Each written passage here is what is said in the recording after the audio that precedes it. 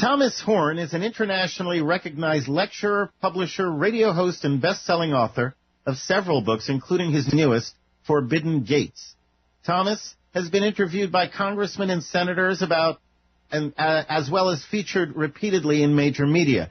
He received the highest degree, honorary doctorate, bestowed in 2007 from legendary professor Dr. I.D.E. Thomas for his research into ancient history. Dr. Thomas Horn, welcome to the Global Freedom Report. Oh, thanks for having me on. Well, it's a pleasure. Am I correct? Is it Dr. Horn? It's an honorary doctorate.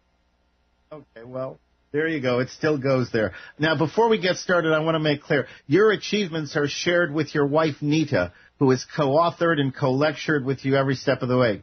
Am I correct? Yes, about half the books that I've done, she's actually been the co-author of. She's always, of course, been the inspiration of. And, when we set out to write this book, Forbidden Gate, the topic is so heavy. It was going to be so loaded with government documents, images out of DARPA's 2011 budget, that I wanted it, I wanted to have the softer side of Sears.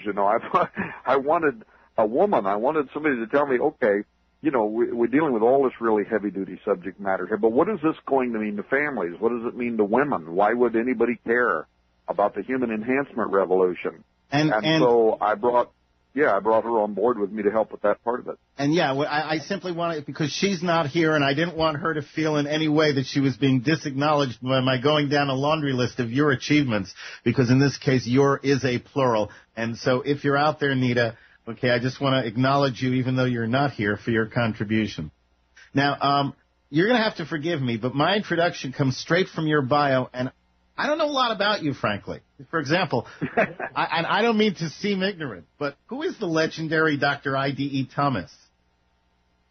Oh, I.D.E., man, he in certain circles, he's legendary because he was a BBC correspondent. Now, we're talking a long time ago. I.D.E. is almost 90 years old now. But he was one of the few people that could actually speak a particular German language or something that he knew how to speak, so he worked for the BBC. But he became a Bible college president, and then in about the 1970s, he was the one who wrote the very first book that essentially became the Bible, if you will, for Christian eschatology concerning things like aliens. Up until I.D.E., no Bible scholar wanted to touch the subject of aliens. Are there aliens? If there are, what are they? Blah, blah, blah. And what is the history around it? So he wrote a book called The Omega Conspiracy, and it has been the bestseller of that subject matter for probably 25 years. And anyway, so in certain circles... That's great. Again, I know a fair amount, and I know when I come across somebody and they're legendary and I've never heard of them, I have to ask the question because that's just my nature. Also, now you got an honorary doctorate in ancient history. How did you end up? I mean, what qualifies you to speak on the highly complicated subject of enhanced humans? Yeah, well, and on the surface, you would wonder how in the world are these two things involved? What does ancient history have to do with transhumanism, which is a very modern technological concept and philosophy?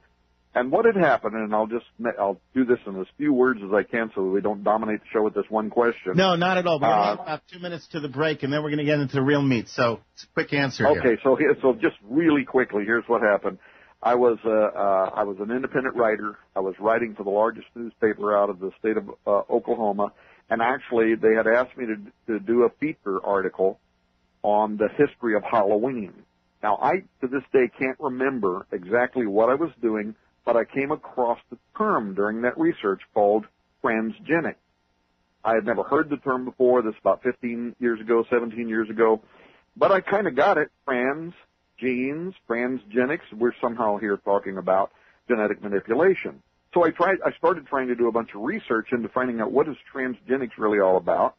The science was so new, the internet was so new, we didn't really have a lot of information around it. There weren't any peer-reviewed material around it yet, as it was an emerging field of science. But it was talking about blending human and animal DNA.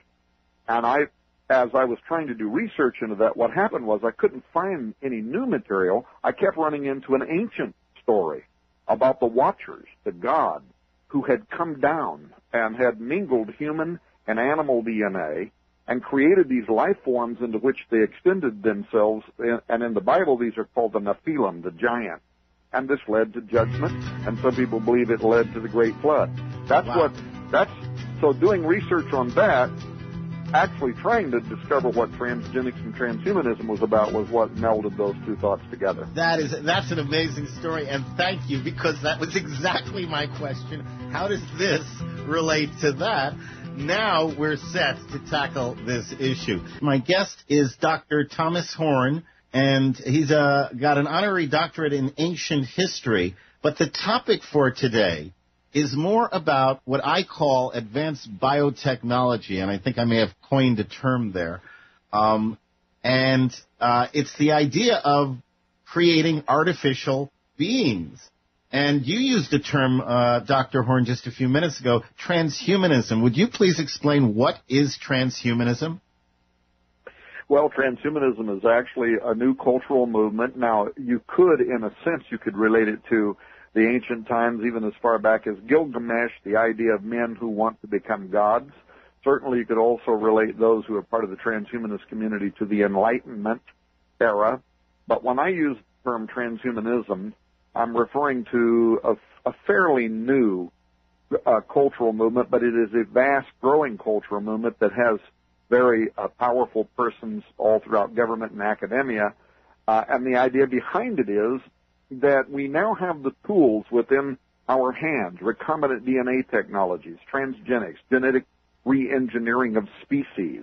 And we will be able to use these tools in the same way that we're already using them with genetically modified crops and genetically modified animals, transgenic animals. The next step is to begin re-engineering our own genetics, our own DNA. And the transhumanist community sees these very powerful tools, what in our book, by the way, we call GRIN technologies or GRINs technologies, genetics, robotics, artificial intelligence, nanotechnology, and, of course, the newer field of synthetic biology, that these are tools. We no longer need to wait on the daunting task of natural evolution.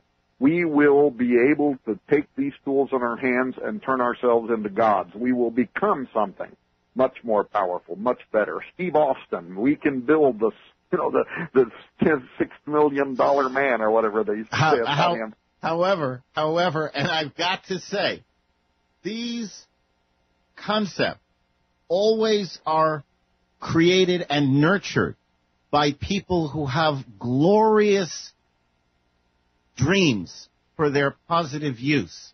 And they are always corrupted and perverted by people who use the technology for horrible, horrible things. And, and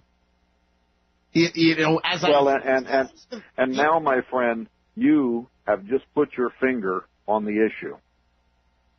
That is the issue. The technology is there. The technology is coming. The transhumanist community tends to be utopian.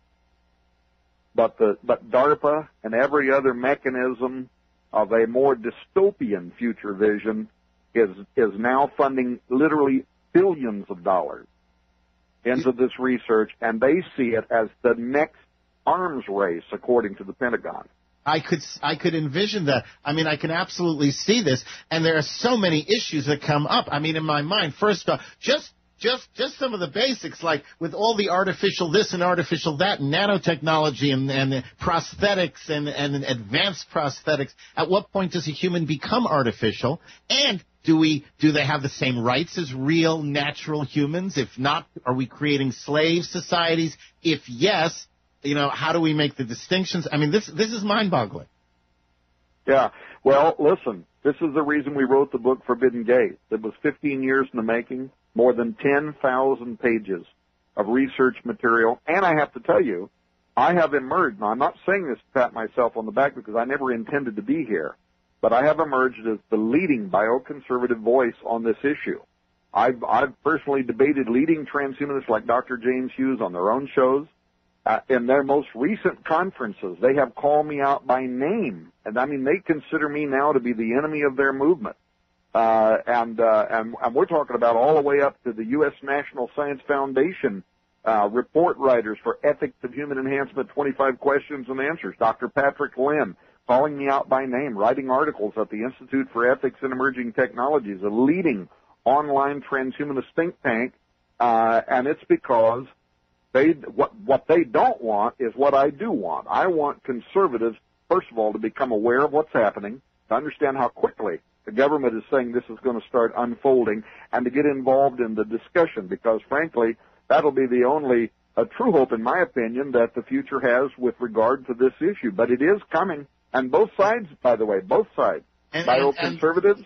In all honesty, there are some technologies I personally believe it is not for humans to go there. Unfortunately, like you say, once a technology is created, it is never uncreated.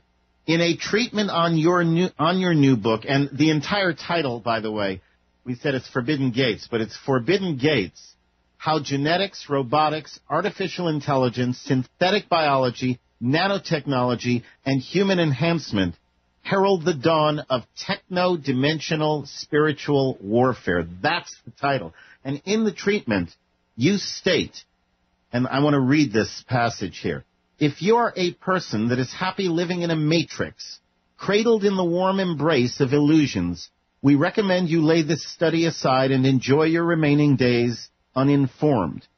But if, like millions of others around the world, you have recently awakened with a sense that something foreboding is unfolding on Earth, if you believe that a global event, which so far nobody has been able to clearly explain, is on the horizon, if you feel whatever is happening is both physical and spiritual, yet you cannot solve the conundrum of what is stirring beneath the surface, if you hunger to discern the meaning behind the raging turmoil enveloping nature, societies, and global politics, this information is for you.